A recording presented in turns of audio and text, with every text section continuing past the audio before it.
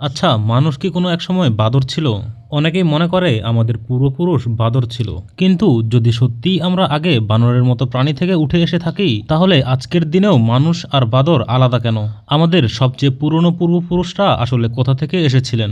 শুভেচ্ছা বন্ধুরা। আজ থেকে প্রায় 4 বিলিয়ন বছর আগে পৃথিবীতে জীবের শুরু হয়েছিল।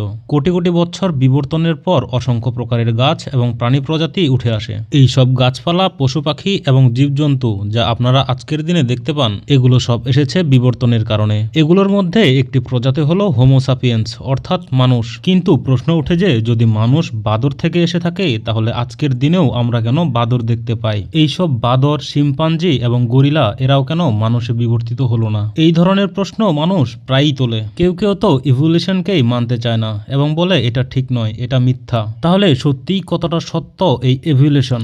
এটা কি কেবল একটি থিওরি, নাকি বৈজ্ঞানিকভাবে প্রমাণিত সত্য একটি ফ্যাক্ট?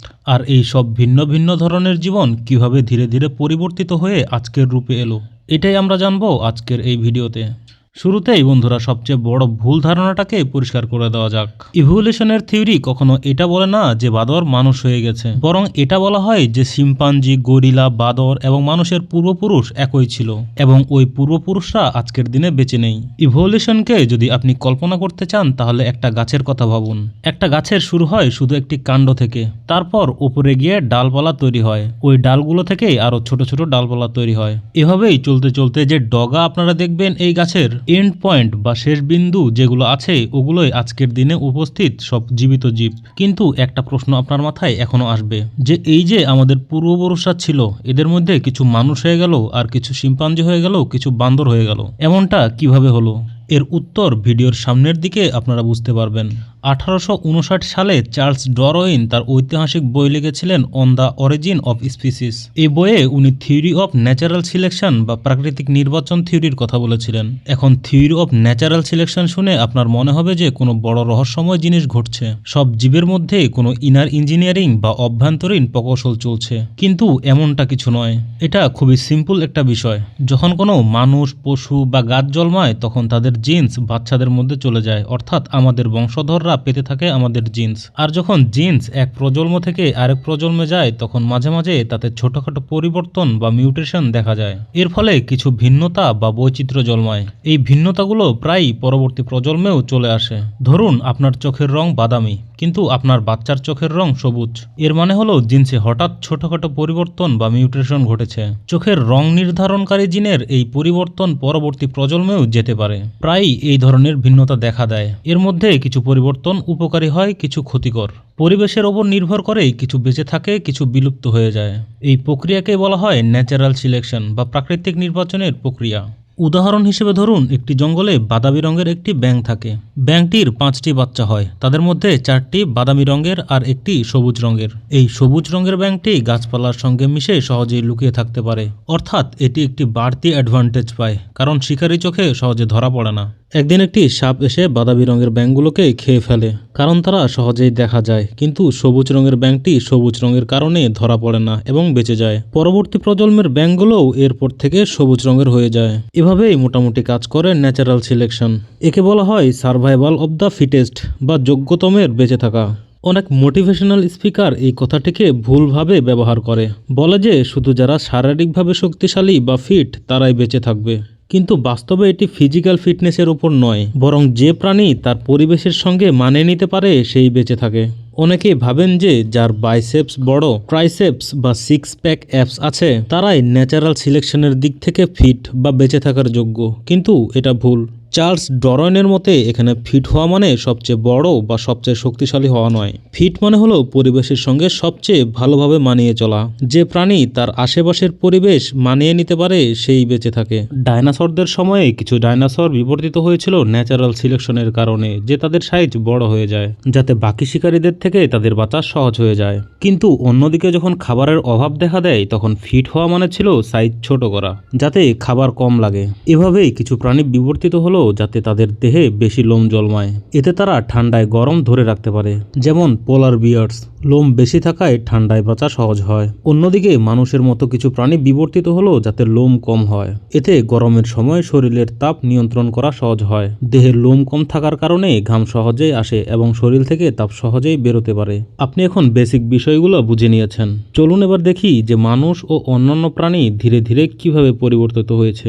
সময়ের সাথে পেছনে যদি আমরা তাকাই তাহলে দেখা যাবে যে সব প্রাণীদের মধ্যে কিছু সাধারণ পূর্বপুরুষ বা কমন অ্যানসেস্টর ছিল।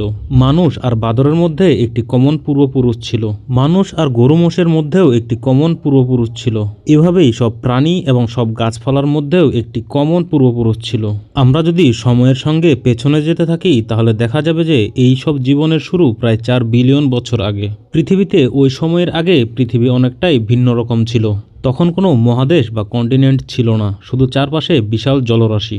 আর সেই জলরাশিতে জন্ম নিল প্রথম জীবন। বিজ্ঞানীরা সবচেয়ে প্রথম জীবের একটি সাধারণ নাম দিয়েছেন first universal common ancestor. Short ফর্মে এটিকে বলা হয় ফুকা।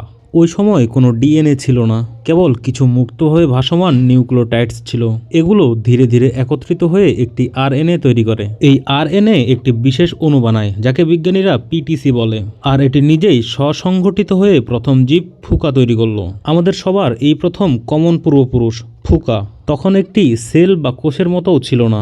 আজকের দিনে আমরা একটি সেলকে বিল্ডিং ব্লক অফ লাইফ বলি, কিন্তু যেহেতু ফুকা তখন একটি পূর্ণ সেল ছিল না, তাই প্রশ্ন উঠে এটা কি তখন জীবিত ছিল? কল্পনা করা সহজ নয়, কিন্তু একটি ভাইরাসের কথা চিন্তা করুন। ভাইরাসকে আমরা পুরোপুরি লিভিং বা জীবিত বলি না, আবার সম্পূর্ণ নন লিভিং বা জড়াও বলতে পারি না, কারণ ভাইরাস নিজেই বেড়ে উঠতে বা প্রজনন করতে পারে না। শুধুমাত্র তখন এটি প্রজনন করতে পারে যখন এটি কোনো হোস্ট বা পোষকের শরীরের মধ্যে থাকে। এটা কল্পনা করা একটু কঠিন, তাই একটু সহজভাবে ভাবুন। আমি এখানে খুব বেশি টেকনিক্যাল বিবরণে যাব না। শুরুতে পৃথিবীতে শুধু কিছু মৌল বা উপাদান ছিল, যাকে আমরা নিউক্লিওটাইডস বলি। ধীরে ধীরে এগুলো একত্রিত হয়ে আরএনএ তৈরি করে। এবার আমরা আবার এগিয়ে যাই প্রায় 3.8 বিলিয়ন বছর আগে। ফুকা তখন ধীরে ধীরে পরিবর্তিত হয়ে একটি এককোষী প্রাণীতে পরিণত হয়েছে। এই প্রাণীকে আমরা বলি লুকা, অর্থাৎ লাস্ট ইউনিভার্সাল কমন অ্যানসেস্টর। মানে পৃথিবীর সব জীব, গাছপালা, প্রাণী, ব্যাকটেরিয়া, ফাঙ্গাস সবারই একটি কমন পূর্বপুরুষ ছিল। এই কমন পূর্বপুরুষ হলো লুকা। বিজ্ঞানীরা মনে করেন এটি একটি প্রোকারিওটিক মাইক্রোব বা অণুজীব ছিল, অর্থাৎ এতে একটি সাধারণ সেল মেমব্রেন ছিল। প্রোকারিওটস আর ইউক্যারিওটস এর মধ্যে পার্থক্য নিশ্চয়ই আপনি স্কুলে পড়েছেন। ইউক্যারিওটস এর সেলে একটি প্রপার নিউক্লিয়াস থাকে, প্রোক্যারিওটস এর সেলে কোনো প্রপার নিউক্লিয়াস থাকে না। বিজ্ঞানীরা ধারণা করেন এই লুকার মধ্যে প্রায় 355টি জিনস ছিল। এমনকি আজকের দিনে পৃথিবীর সব জীবিত প্রাণীতে এই 355টি জিনসের কোনো না কোনো রূপ দেখা যায়। এটা খুব নতুন একটি আবিষ্কার। জুলাই 2016 সালে বিজ্ঞানীরা এটি খুঁজে পেয়েছিলেন। ইউনিভার্সিটি অব ডুসেলডর্ফ এর উইলিয়াম মার্টিন এই আবিষ্কারের নেতৃত্ব দিয়েছিলেন। এই আবিষ্কারের ঠিক 4 মাস আগে বিজ্ঞানীরা সবচেয়ে ছোট সিনথেটিক সেল বা কৃত্রিম কোষ বানিয়েছিলেন। এটি নিজে বেঁচে থাকতে ও প্রজনন করতে পারত। এই সিনথেটিক সেলে 473টি জিনস ছিল। তুলনামূলকভাবে লুকাতে ছিল মাত্র 355টি জিনস। যেহেতু লুকা সম্পূর্ণভাবে জীবিত ছিল না, তাই এটিকে বলা হয় হাফ অ্যালাইভ বা অর্ধেক জীবিত। বিজ্ঞানীদের ধারণা আজকের দিনে যেসব ভাইরাস আমরা দেখি তাদের পরিবর্তন বা ধীরে ধীরে বদলের প্রক্রিয়া হয়তো লুকার আগে থেকেই শুরু হয়েছিল। কিছু ভাইরাস হয়তো লুকার সাথে সহবদল বা পরিবর্তিত হতে শুরু করেছিল, কারণ শুরু থেকেই ভাইরাসগুলো ইভলিউশনের একটি গুরুত্বপূর্ণ ভূমিকা পালন করেছে। যদিও কোভিড-19 এর মতো ভাইরাস একটি কলঙ্ক বা নেগেটিভ ইমপ্রেশন ফেলে ভাইরাস পরিবারের ওপর, কিন্তু বাস্তবে আজকের দিনে বেঁচে থাকার জন্য আমাদের সবাইকে কোনো না কোনো ভাইরাসের সঙ্গে সম্পর্ক থাকা জরুরি। লুকার প্রজনন আমরা দেখতে পাই সেল ডিভিশন বা কোষ বিভাজনের মাধ্যমে। এরপর অনেক লক্ষ লক্ষ বছর ধরে ধীরে ধীরে পরিবর্তনের ফলে লুকা 2 ভাগে ভাগ হয়ে যায়। একটি হলো ব্যাকটেরিয়া আর অন্যটি হলো আর্কিয়া।